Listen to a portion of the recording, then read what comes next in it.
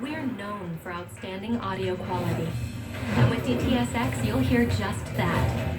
With its lossless encoding, you can hear every note and nuance exactly as it's meant to be heard. We feel you deserve an audio experience that's in tune with your entertainment needs. DTS X is backwards compatible, so you can take your old movies to new heights. Enjoy your favorite moments with the most immersive sound available. Your hearing is unique, as is your taste. With DTS X, you can personalize your listening experience. So that hard-to-hear line can be improved with the touch of a button. What if we could create the most lifelike audio ever, placing and moving sound where you'd hear it in the real world? We could immerse you into the experience and let you feel more. With DTS X, sound gets real.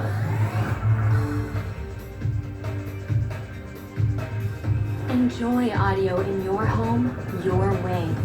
With our new spatial remapping engine, DTS X adapts to practically any home speaker layout. So you're free to choose one that's right for you. Experience DTS X. Sound unbound.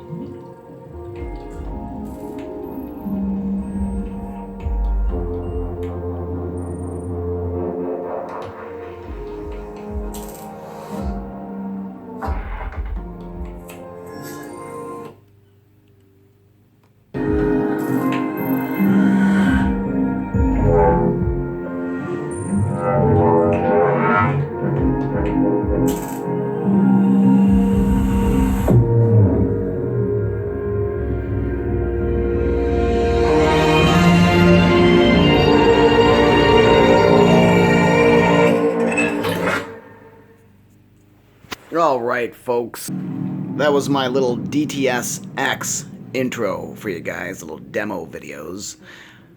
However, got one more for you if you care to watch. I'm just going to turn things up for a second. As we're in multi-channel stereo, as you can see.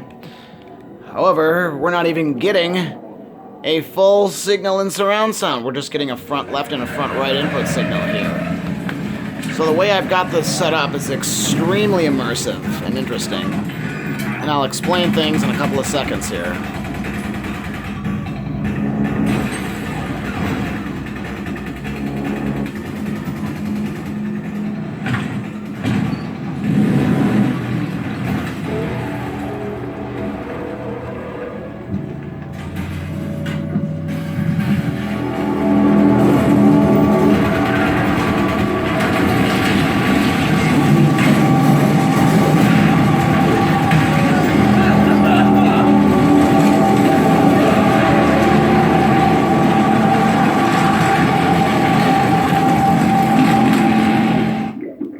Alrighty. Now, one of the things I wanted to do was quickly show you something similar to the object emulator that I had shown you in the beginning. However, there is something to be known. If you have been running or operating Dolby Atmos or DTS X, the object-based surround sound formats in your home, and you have not utilized yet height channels, I implore you, please do, as you are missing out on something. Now, there's something to be said about the height channels. I currently only have 2 installed as of now, and I've done it just the basic way where I can actually show you here. I'll turn on some light and I will let you know what I did. It's very simple. However, I've been screwing around with this for the last 6 months. At this property, at other properties, at other people's homes, I have performed installations of in-ceiling speakers. I have performed installation of a total of 6 height channels in someone's theater. I've done in-ceiling speakers versus enclosured speakers. And I can tell you this for sure, and I think you'll find this out from doing your own research. However, in-ceiling speakers are nowhere near as,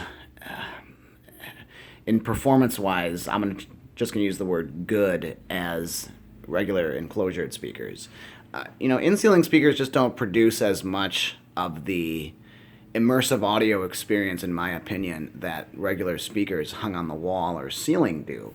Now, there's a couple of things to know about this new object-based surround sound versus object-orientated. Like I said, one, if you haven't installed height speakers yet, you're completely missing out on something. Me and the female benefactor here much prefer watching movies and TV here as opposed to going to a movie theater. Yes, a movie theater is going to have a lot better audio equipment and more speakers and stuff, but it's just way more immersive here.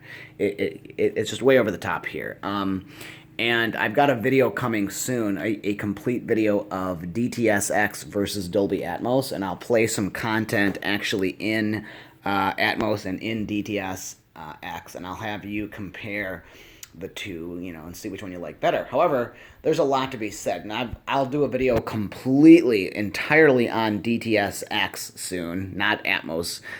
So I don't know if it's going to be called DTS X versus Dolby Atmos or whatnot, but I've got a video coming on that. I've got a video coming where I actually fully explain DTS X in its entirety.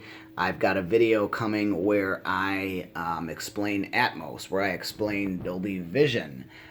So more informative, comprehensive, hands-on videos and stuff, let you hear in the speakers. And of course, I've got a video that the female's going to film me installing some height channels in this room and in a few other rooms as well. So we've got some fun things coming. However, let me just explain that, with the newer surround sound formats, the bigger the ceiling, almost the better. They really honestly work best with 8 to 14 inches. 8 feet to 14 feet tall ceilings. So almost the taller the ceiling, the better. Why? Well, it's the way sound kind of works. I'm going to work around with some, foam wedges and stuff and some acoustic paneling and figure out the best placement in this room and other rooms for those, because it's really going to give it a better sound. I know this from experience. If I were to walk into that room, I can do it really quick and talk. It'll be a much different type of audio, totally different sound. Everything sounds more echoey.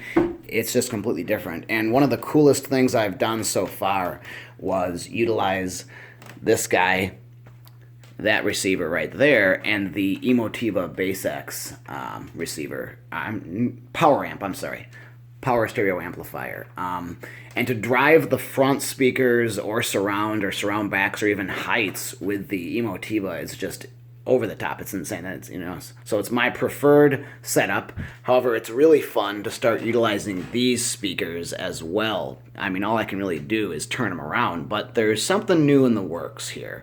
Puppy's World is taking surround sound into new heights. And let me just show you a product that I've got yet to do a review on and install and whatnot. And that product is this. It's actually the SoundPath pivoting wall/ceiling bracket.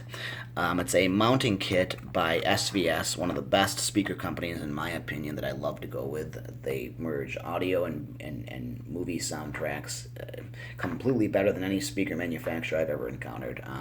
I've got some things here for mounting the foam wedges up and stuff, and I've got some other stuff. So I kind of, got some things to compare, different brands and whatnot, different methods of doing it. And I do know this from experience. You're going to want to place something in the center at the very least of these foam wedges to go ahead and do. However, I've had more luck doing it. Let me see. Nope, we're not getting to them yet. Hang on. Wait. There we go. That's the best method of doing it, is to really place those all around and get those on the wall. That's going to give you the best surround sound capable of listening in your home. So you're really going to get the best sound with some sort of acoustic paneling and set up in your house. So we've got that to do next. We've got multiple more speakers to hang. We're not going to do the actual ceiling, as in my opinion, and I've screwed around with this for multiple hours, guys. I've mounted those speakers on the wall before. And what have I used? Well, let me show you. This stuff is amazing. This is an amazing product. It just blows any other speaker mounting kit that I've ever used out of the water, and I've got one set up with the longer arm, which I do not recommend using. So let me just show you what comes in the box here, but I've got a full review to do on this soon. It's the SoundPath pivoting wall ceiling bracket, and here's what kind of comes in the box. And I've already put together one and placed it up on the wall and kind of tested its weight to see what it'll hold. So they come with two, and they use this, here's some hardware, but they use this little idea here of putting this ball into that joint there and kind of being able to pivot it up and down, left and right like that. So you can kind of directionalize and then tighten with a, looks like an Allen wrench, into that where it's going to be placed permanently. So if you don't want the speaker moving or kind of sloping downward, just tighten it on up. So this thing has worked out perfectly. Like I said, there's two different sizes. There's the long arm, and then there's the short arm. But if you want me to kind of show you, and I got a review coming up of this completely with the speakers actually utilized on the wall, hanging with them. So don't worry, we won't just look at the box and that's my full review. But no, we'll do a full-on thing coming soon, where I walk around and show you the speakers in use and whatnot and all that. But it's got the 1/4-inch pattern, I believe. Check on the back of the box. That'll be in the full review, so wait for that video. But speakers like this that utilize these threaded holes in the back work out wonderfully. And I've got several speakers that utilize them, so look for that. All you do is just kind of start turning them in like that. And this guy's already in, as you can see. So he's already, I mean, if I go full, or if I fully thread this guy on in, he's going to support even a speaker like this, no problem. Now they say maximum 7.7 pounds it can support. These speakers are a little heavier than that, and they held them up just fine. Now, one thing I recommend, and I'll cover this in the full review of this SoundPath system here, is that I would recommend definitely securing or fastening these into a stud. So get a stud finder, find your stud in the wall. I believe they're every 16 inches, studs in normal homes built from the 1900s on up. But I could be wrong, your home could be different. I'd find the stud. And if you can't find the stud and you've got plaster, well, what I would do is probably put a 1x2 piece of wood behind this and secure that to that, and then secure the piece of wood with some bigger bolts or screws if you can. But that's, that depends on the size of the speakers you got. I've done a trick here, and I'll explain my trick soon, as those little speakers are meant for surround use. So I'll talk further about into that. I'll do a video on height channels and surround speakers and conforming or changing, kind of morphing your home theater into a Dolby Atmos / DTS X setup as opposed to a 5.1 or 5.2. So taking your 7.2 surround sound setup, which I utilized in that room, into a 5.1.4 or a 7.1.2 type setup. So, we'll cover that. We'll go completely into a 5.1.4 setup.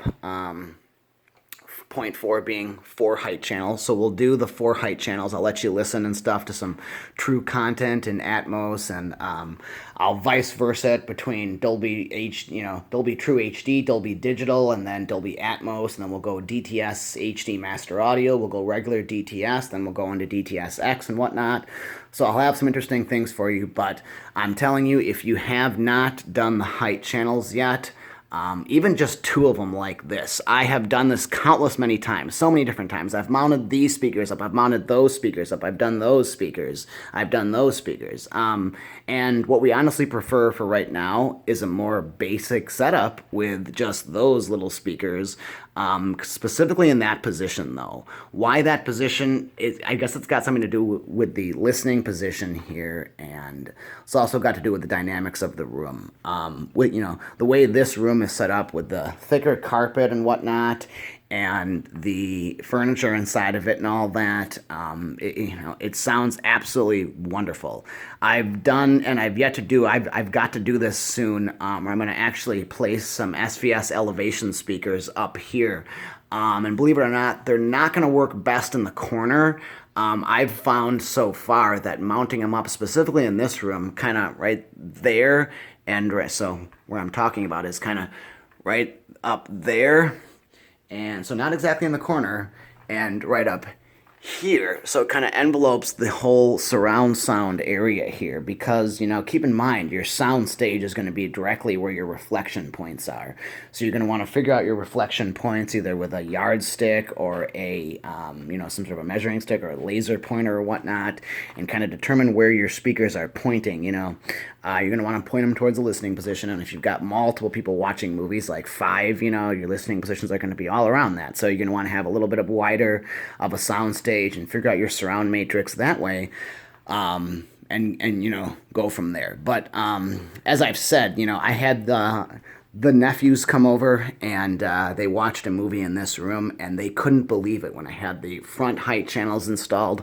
as well as the rear height channels, because when rain would be falling in the movie, or a helicopter or a bug would be flying around, they could completely tell that the rain was falling from up above downward, and that just blew them away. So it blows me away too, guys. It's actually the best setup I've ever encountered, utilizing the height channels. You've got to use the height channels. I'm not kidding you, folks. If you're not using the height channels or any sort of height channels, rear height, front height, whatever, middle height, voice of God.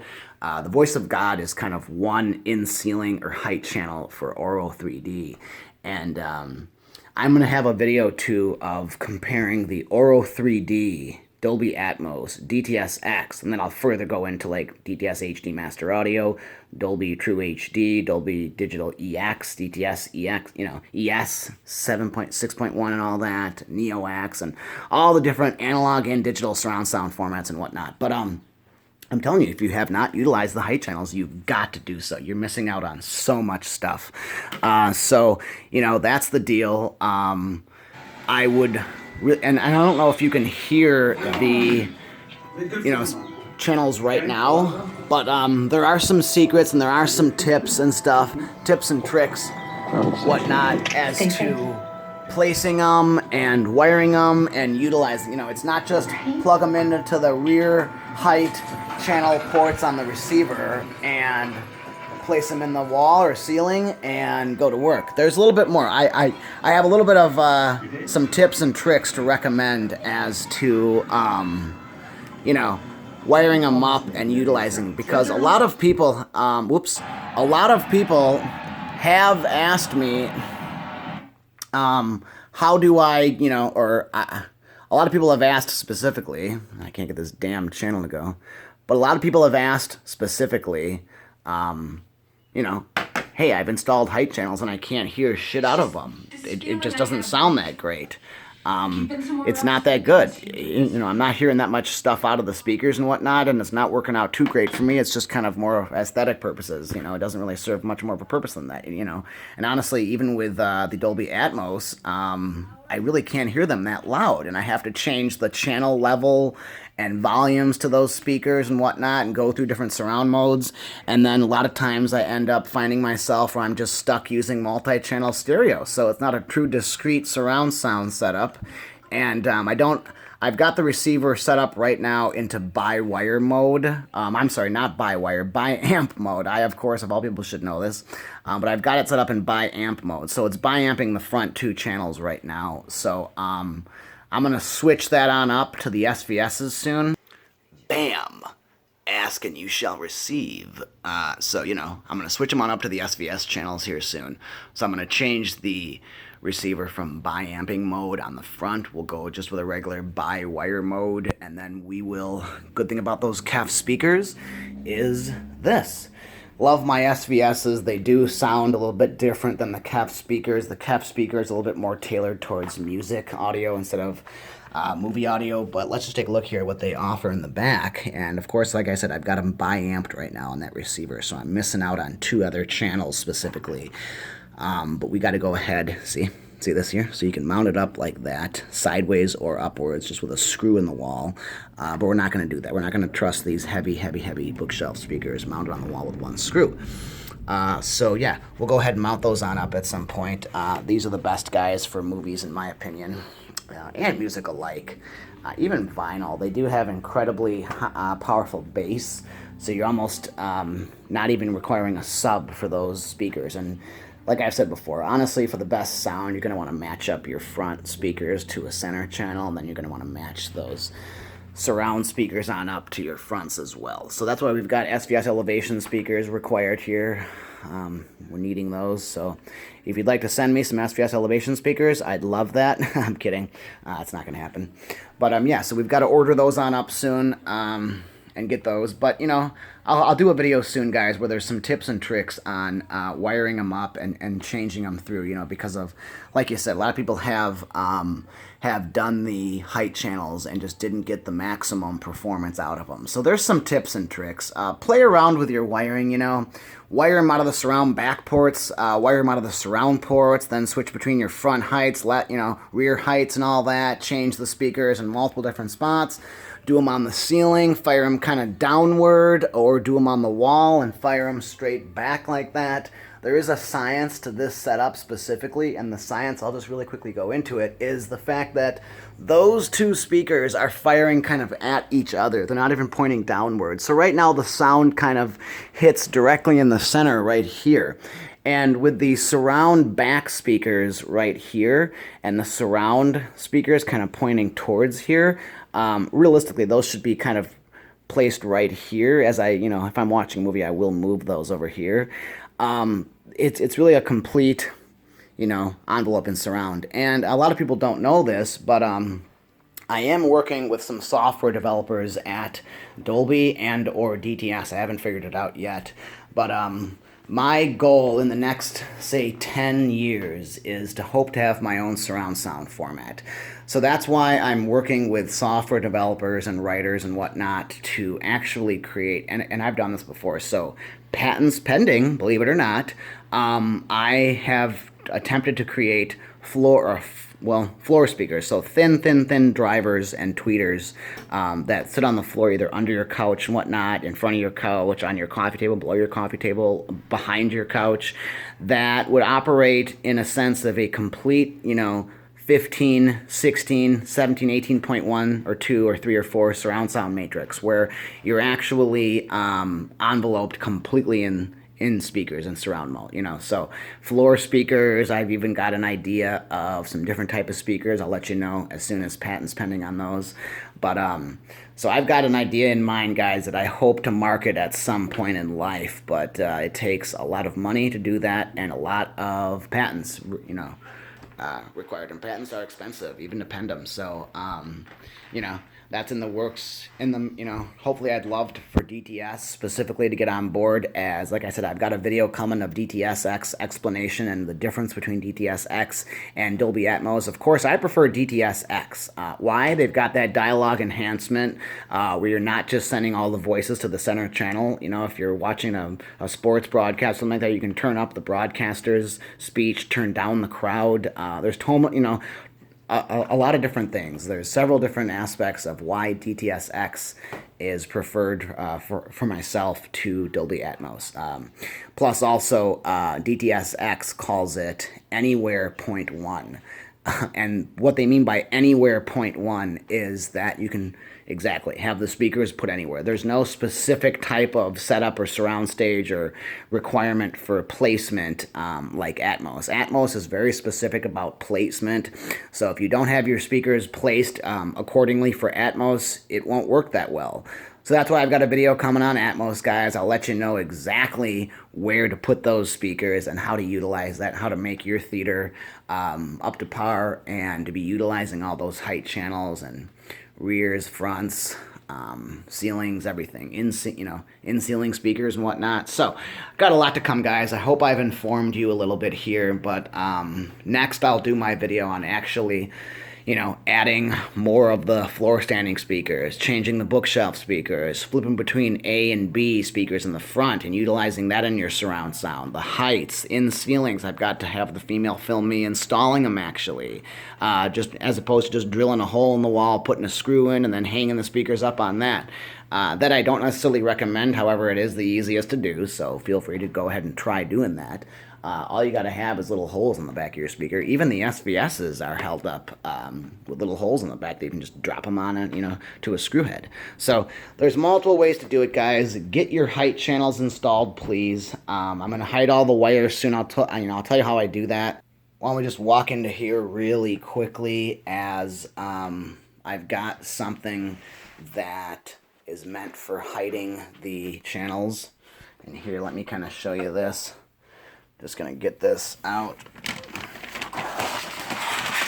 And yes, I think I've showed you this before, but it's the corner mate. If you buy several of these, you're able to completely hide the wires, or you've got so many different ideas. There's painting the wires. There's, I've even seen people using PVC tubing to hide them in. So there are so many different ways. But like I said, I've got a lot of stuff, a lot of videos coming, a lot of new products to review yet. And yeah, we're going to kick this summer off with some interesting stuff. And I know he's enjoying it. I know she's enjoying it. And we're all enjoying it. So whole family has been able to come over here and sit and go to the other property and go into the basement and let me know what they think the theater build should be doing.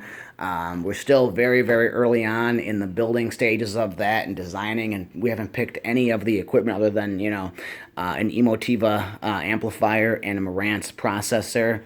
All that, utilize DTS X, and of course the Oppo. I'm thinking of even going 205 in there. So yeah, but that would be my jump into XLR. We'll talk about that some other time. You guys don't care. So yeah, a lot of things coming soon though, guys. Please get your height channels installed.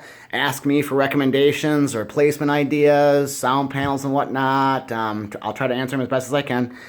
Take care. Enjoy your weekend. Have fun. And once again, please subscribe. And yes, I will be back with so much more. Thank you, guys.